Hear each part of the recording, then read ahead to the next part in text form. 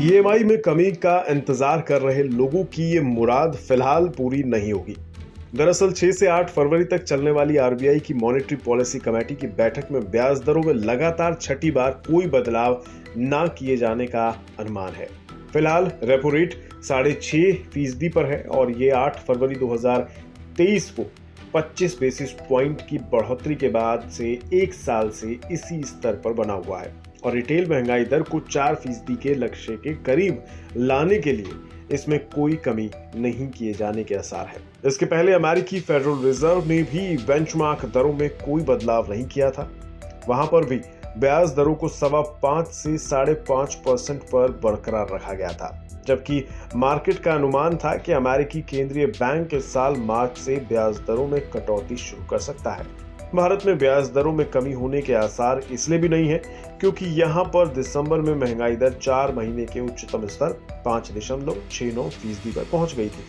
दालों, मसालों, फलों और सब्जियों जैसे खाद्य पदार्थों की ऊंची कीमतों की वजह से ये बढ़ोतरी हुई थी। ये दर वैसे तो आरबीआई की 2 से 6% रेंज के अंदर ही है, लेकिन 4% के लक्ष्य से अभी भी ज्यादा है। आरबीआई के अनुमान की बात करें तो पिछले समीक्षा में कहा गया था कि अक्टूबर-दिसंबर तिमाही में महंगाई दर 5.6% और जनवरी-मार्च तिमाही में 5.2% पर रह सकती है। ऐसे में गोल्डमैन सैक्स ने रेपो रेट में कमी का अनुमान खारिज करते हुए भरोसा जताया कि भारत अपनी ग्रोथ की रफ्तार को बरकरार रखेगा।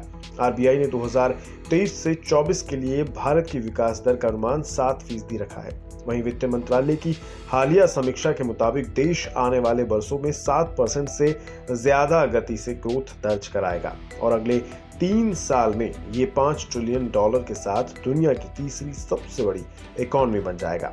मैन्युफैक्चरिंग और सर्विसेज पीएमआई के लंबे समय से 50 के ऊपर बने रहने से भी गोल्डमैन सैक्स ने भारत में निवेश की रफ्तार जारी रहने का भरोसा जताया है, लेकिन एजेंसियों का कहना है कि जुलाई-सितंबर तिमाही तक ब्याज दरों में कमी के आसार नहीं है, जबकि नोमुरा ने अगस्त में शुरुआत के बाद रेपो रेट में 1% कमी का अनुमान जाहिर किया है।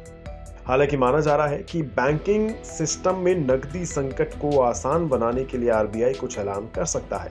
दरअसल आने वाले समय में बैंकिंग सिस्टम में लिक्विडिटी की स्थिति कमजोर होने की आशंका है। इसकी वजह है कि मौजूदा कारोबारी साल में अभी तक कर्ज और जमा के बीच अंतर 3.6 लाख करोड़ रुपए का है। ऐसे में अगर आरबीआई कुछ राहत नहीं देता है तो फिर नकदी संकट गहरा सकता है। वैसे भी कम सरकारी खर्च, ज्यादा टैक्स आउटफ्लो और सुस्त बैंक डिपॉजिट के चलते पिछले कुछ समय से बैंकिंग सिस्टम में नकदी की स्थिति ठीक नहीं है। 24 जनवरी को लिक्विडिटी डेफिसिट 3.46 लाख करोड़ रुपए की रिकॉर्ड उच्च स्तर पर पहुंच गया था। ऐसे में नकदी के मोर्चे पर आरबीआई से कुछ राहत मिलने की उम्मीद की जा रही है। यानी नकदी के मामले में राहत के बीच ईएमआई कटौती का इंतजार तो फिलहाल खत्म नहीं होगा। रॉयटर्स के एक पोल में भी ये दावा किया गया था कि इस साल जून तक होम लोन ग्राहकों को कोई राहत नहीं मिलेगी। हालांकि इस साल की दूसरी छिमाही जरूर राहत की खबर लेकर आ सकती है।